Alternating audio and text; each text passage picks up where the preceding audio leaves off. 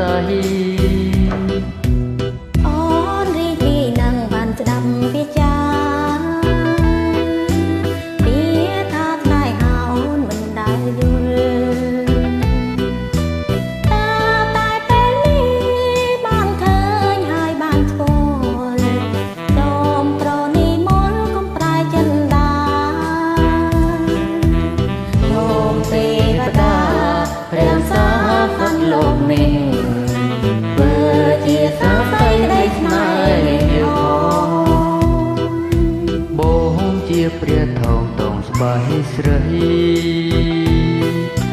អាយស្មួនពិសេសជីមី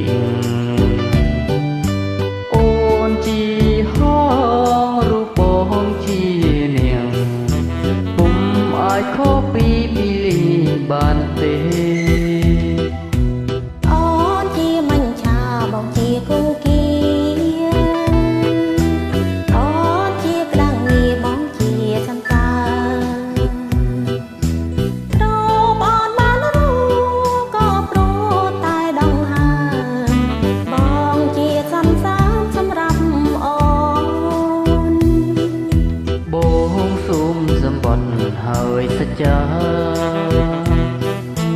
មានមាបិតាគឺជាសាស័យ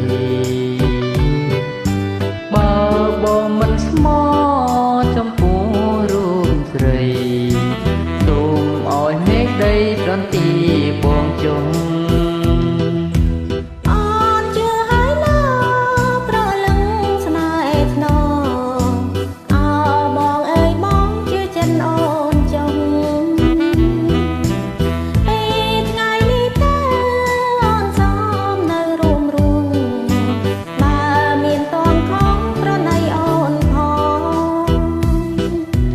សូមទេវតារាសាលោកយើងនេះជួយថែរក្សាក្តីស្នេហ៍ខ្ញុំផ